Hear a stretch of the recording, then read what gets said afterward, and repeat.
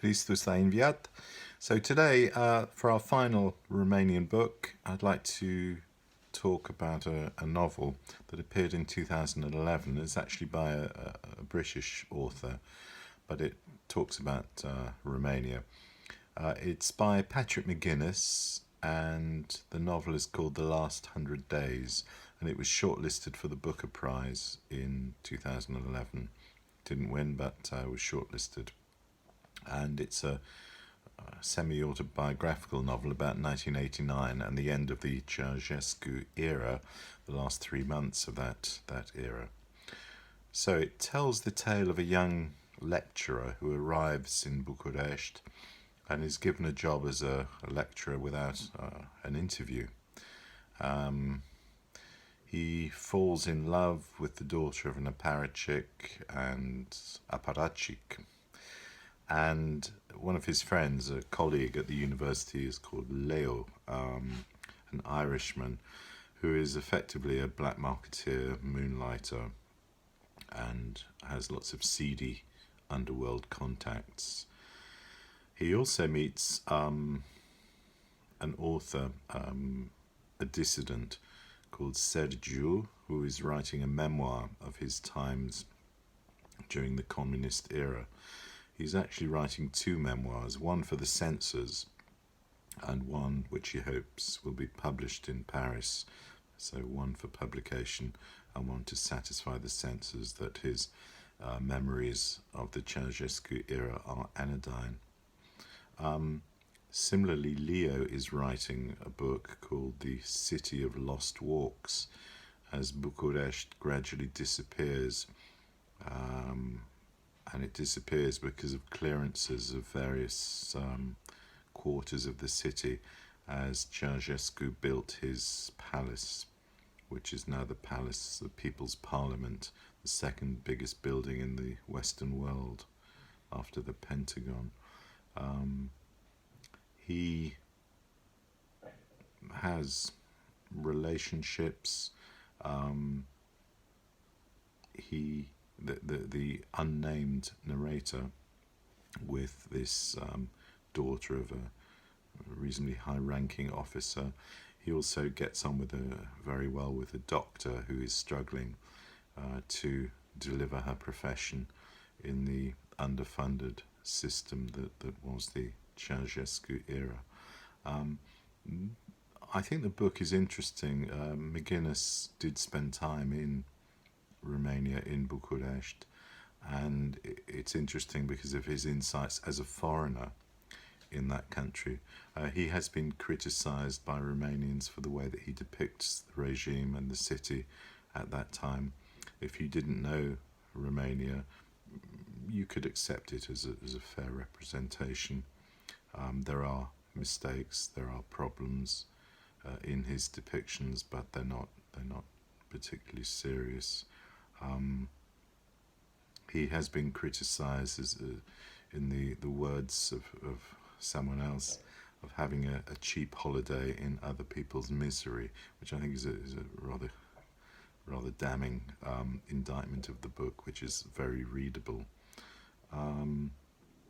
Interesting features that we still have today are that as you enter a museum, every visitor is regarded as being a potential thief. Lights are turned on in rooms you visit and are then turned off when you exit the rooms. I've had that experience myself. You leave your bags at the entrance foyer, which is fine. You do that in Romania in supermarkets as well. You have to hand in your bags in case you go thieving and conceal produce or merchandise in your bags. But this idea that every visitor is a potential thief, and this paranoia that pervades from the communist era is still with us. We meet real and imagined characters in the book. We meet Nico Ceausescu. We have meals in the hotel bars and the restaurants of Bucharest. Nico ran a really rather lovely restaurant where I myself have eaten. He no longer is alive or owns it. The author describes the theft of marble from graveyards and churches to furnish the palace, and the folly of the demolition of some quite historical areas of Bucharest to build this other folly, which is at the end of a boulevard. And the end of the story, which I won't spoil for you, is in Belgrade. Our hero has escaped from Romania by train, gets to Belgrade, and watches the end of the regime on television, as so many people did, and as you yourselves could do on YouTube. I wouldn't particularly recommend it. You can watch the trial on television of Ceausescu and his wife Elena, who remained defiant to the end. They're a show trial, a kangaroo court, one could say. Even the defense attorney criticized them quite volubly. There were the small proprieties of self-support, which for me humanized the inhuman. The way that Elena buttons up her coat, the way that Nicolae Ceausescu strokes her hand to calm her down, the summary execution by hundreds of shots fired. Thankfully, you don't see all of the shots, you just see the final few volleys. The mistaken belief that murder by the state is any different than murder by a dictator. There are some amusing elements of the novel. One exclusive restaurant serves its speciality is pork, served Jewish style, which is quite interesting. McGuinness notes that every statue or sculpture of Ceausescu is 1.5 times life size. So not the ridiculous 70 feet statues which pervade North Korea, but the fact that it is 1.5 times life size statues are both credible and incredible. He was not a tall man. He tells some old jokes about the communist regime. With communism, the future is certain. It is just the past that is changing. And they go to a restaurant in one of the hotels, and the waiter comes over to ask if all is delicious. And as we haven't ordered yet, it is the perfect time to inquire.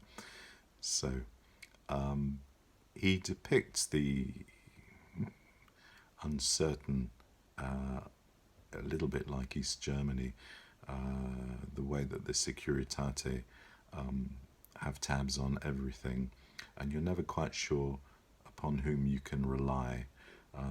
The way that electricity might be on and might be off, the way that there's always that strange click on the telephone when you make a telephone call, the click as they listen into your conversation, and you're never quite sure if your room has been searched when you go out. So a really interesting depiction by a foreigner, with faults, because he doesn't depict everything accurately about the Romania of 1989, but it's his fictionalized impression of those last 100 days as socialism in Romania fell apart and the dictator and his wife were executed. So I do recommend it, and I think it's an interesting read. Right, well, that's enough about Romanian literature or literature about Romania, and we'll return to some other novels next week. La rivedere, sănătate.